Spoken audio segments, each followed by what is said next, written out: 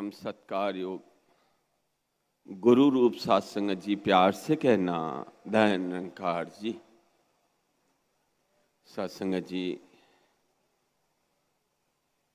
इंसान सत्संग में भी जाता है, समागमों में भी जाता है, सेवा भी करता है, मंदिर में भी जाता है, गुरुद्वारे में भी जाता है, इबादत करते हुए मस्जिद में भी जाता है, सब जगह जाता है। लेकिन ये भक्ति, ये मन पदार्थ के पीछे तो भागता है, परिवार के पीछे तो भागता है, परमात्मा के पीछे क्यों नहीं भागता? इसके मन में परमात्मा के प्रति तड़प क्यों नहीं पैदा होती? क्योंकि परमात्मा को ये ढूंढता है, जानता नहीं है। सब जगह कर्म से, धर्म से, हर तरीके से अपने अनुकूल करना चाहता है परमात्मा को। हवा को अनुकूल कर दिया, वातानुकूल बना दिया, हर तरीके के इंस्ट्रूमेंट साइंस ने बना दिए, सब कुछ कर दिया। सुख मिले, सुख मिले। क्या इसको सुख मिला? क्या मिला? क्या इसके मन में कभी इस परमात्मा का आकर्षण जगा? क्यों नहीं जगता?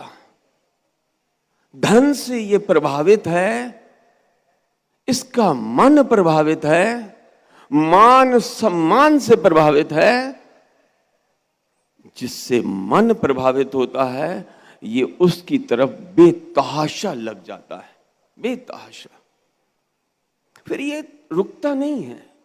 धन से प्रभावित है, धन कमाने के लिए लग जाएगा, मान सम्मान से प्रभावित है, उसके लिए लग जाएगा, पदार्थ सुखों के लिए सब कुछ करता है, लेकिन फिर भी दुखी।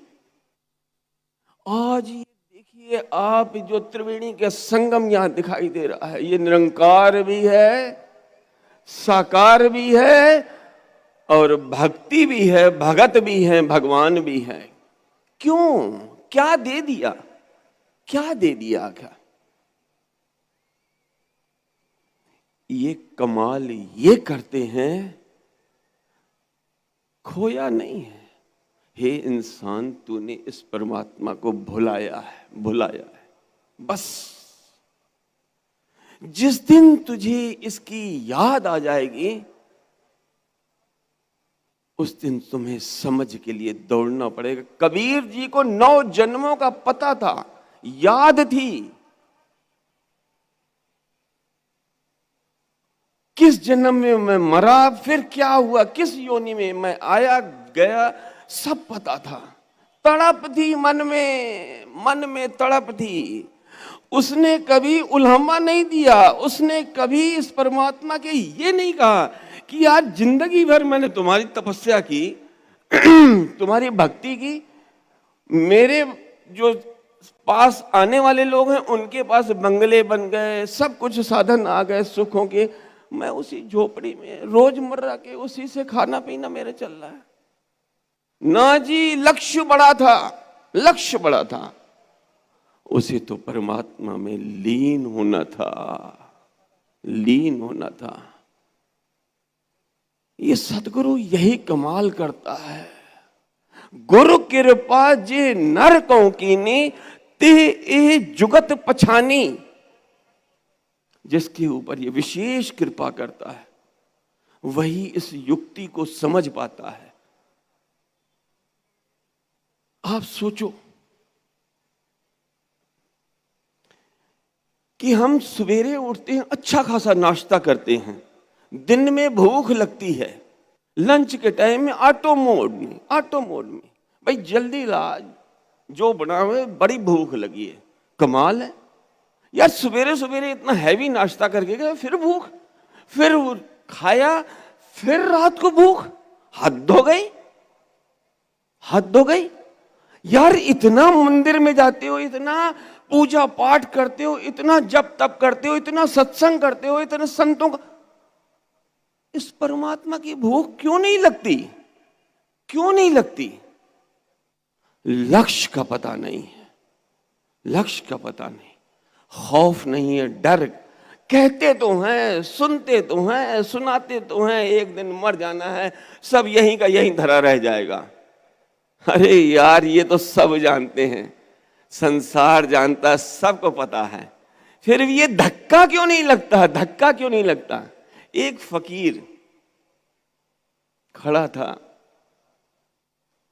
बीच मार्केट में, मार्केट बंद हो गई थी, एक खंभे की ओट में खड़ा था। किसी सज्जन ने आकर के पूछा, बाबा क्या बात है, उदास क्यों हो, क्यों रो रहे हो। कहा, भाई कुछ भूख लगी है बाबा, कुछ चाहिए, किसी ने मारा है। ना ना ना ना, ये मेरा कोई मसला नहीं है, कोई चीज कुछ कहीं जाना है, ये मेरा मसला नहीं। तो फिर मसला क्या है। मसला ये है कि इस समय खुदा राजी है, ये कहता है अपने गुनाह की माफी मांग लो, ये समय मिला है, इस रब की याद कर लो, इसको याद करके अपना जीवन संवार लो, दोजख की आग में जलने से बच जाओगे, अभी समय है। लेकिन ये मान नहीं रहा कोई भी। मैं तो जगह जगह जा करके मैं ढिंढोरा देता हूं, सबको कहता हूं, लेकिन कोई नहीं मेरी बात मानता। ये सतगुरु भी होका दे रहे हैं, आवाज दे रहे हैं, इनको किसी से कोई चाहना नहीं है, ना जी ना।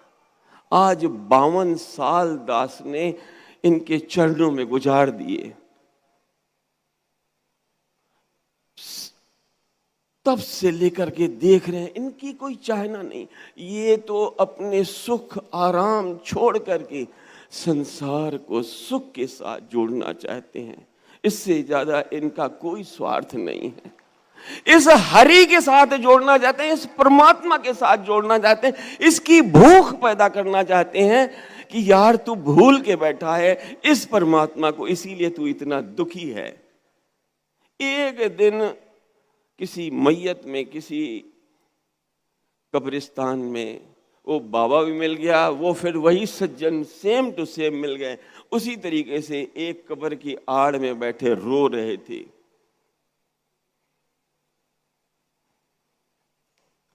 पूछा, बाबा अब क्या मसला है आपका।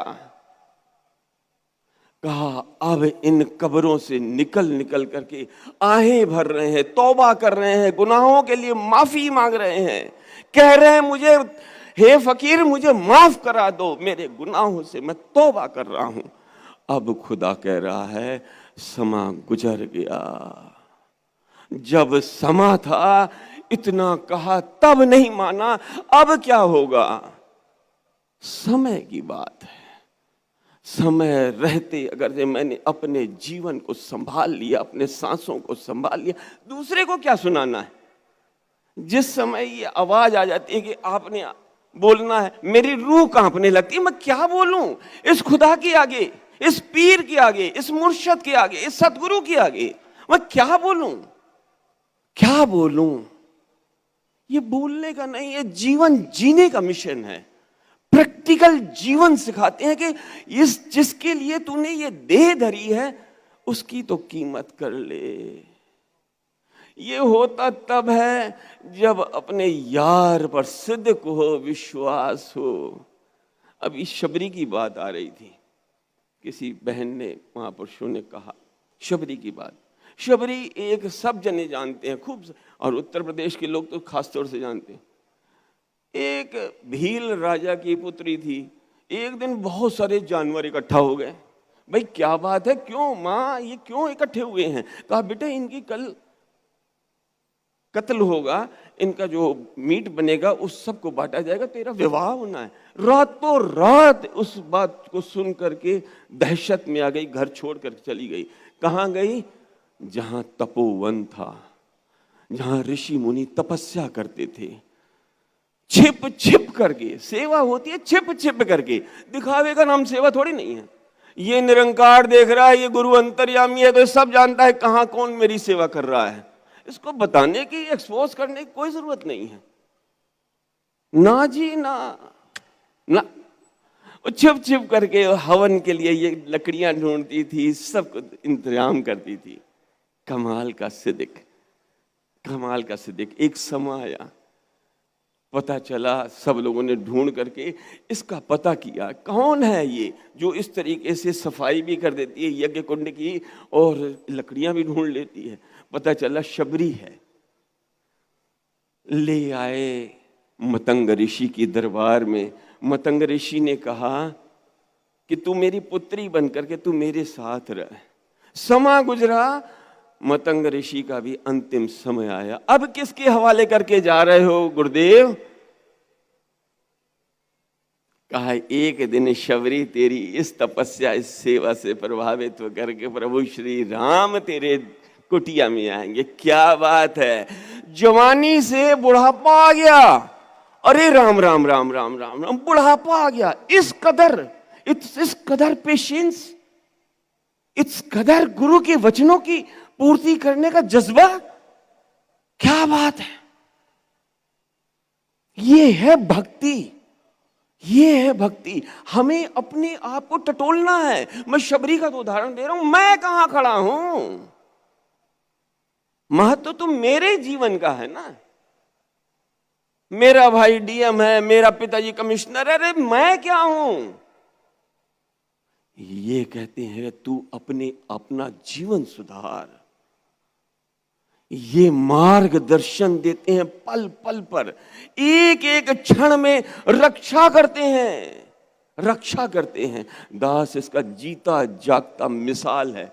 दास किसी भगत की बात नहीं करेगा, संत की बात नहीं करेगा, अपने जीवन की बात करता है। एक समय आया, प्रभु श्री राम आते हैं। क्या बात है, क्या बात है, क्या बात है।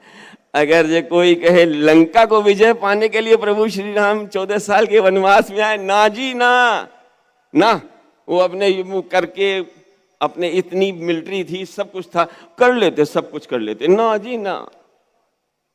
वो आए थे शबरी के लिए, उस भगत के लिए, जटायु के लिए आए थे, जटायु के लिए आए थे। तो कहते हैं कि महाराज मैं बोलो जटायु, मैं आपको जीवित कर दूं। क्या उसका त्याग तपस्या थी। रावण जैसा इतना महान बलशाली, उसके आगे एक पक्षी। कमाल की उसका गुरु के प्रति समर्पण था, जीवन तक कुर्बान कर दिया। अरे राम राम राम राम, जीवन कुर्बान कर दिया। अरे पूरी शक्ति के साथ मारी चोंच रावण को, एक समय में अचेत हो गया। लेकिन रावण तो रावण था, पर काट दिए। प्रभु श्री राम आते हैं, कहते हो कहो तो मैं तुम्हें जीवन दे दूं। ना भगवान ना, ना ना ना, मुझे अब ये जीवन नहीं चाहिए। मैं आपकी गोद में मेरे प्राण जा रहे हैं। जन्म जन्म मुनि जतन कराई, अंत राम कहे आवत नहीं। मुझे तो मेरे राम ने अपने गोद में ले रखा है, इससे बड़ा मेरा और क्या सौभाग्य है। तो दास ने गुरबाणी की वो लाइन आधे में छोड़ी थी, गुरु कृपा जे नरकों कीनी ते ए जुगत पछानी। इन संतों ने, महापुरुषों ने युक्ति समझ ली गुरु की। करता क्या है गुरु? वो सूझ देता है, वो समझ देता है। नानक लीन भयो गोविंद सिंह। क्या बात है, क्या बात है। वो अवस्था प्रदान करता है मेरे सतगुरु, वो कमाल करता है मेरे सतगुरु। ऐसे ही नहीं, ये भूख पैदा करता है इस राम के साथ, इसमें लीन होने के साथ। वो फील्ड तैयार करता है, वो इंस्ट्रूमेंट बनाता है, वो इस तरीके की सेटिंग बनाता है। ऐसे संतों का संग बख्शता है। नानक लीन भयो, ये ज्योति परम ज्योति में विलीन हो जाए, इसलिए ये जन्म मिला है। आवागमन का कोई चक्कर ही नहीं, कोई चक्कर ही नहीं। अब तो जाए चढ़ो सिंहासन, मिल है सारंग पानी। राम कबीर एक भयो उस अवस्था को पहुंचाना चाहते हैं। ये सत्संग, ये समागम बेसिकली ये विचारधारा है। इसकी भूख लगे। मैंने आज पूरा दिन गुजर गया, प्रभु को नहीं याद किया। मैं इन कामों में जिनको मैं छोड़ के चला जाऊंगा या मुझसे छूट जाएंगे, ये जितनी धन संपदा एम्पायर है सब छूट जाएगी, मान सम्मान प्रतिष्ठा सब छूट जाएंगे या मैं छोड़ के चला जाऊंगा। अरे नहीं छूटेगा तो मेरा ये राम नहीं छूटेगा, ये मुझे नहीं छोड़ सकता। क्या बात है। अंत में दास सदगुरु के पावन पवित्र चरणों में सबके लिए यही प्रार्थना करता है, अरदास करता है आर्तना से, हे प्रभु मेरी मत ले लो, अपनी मत दे दो मुझे, मेरी दुर्मत हरो, दुर्मत हरो।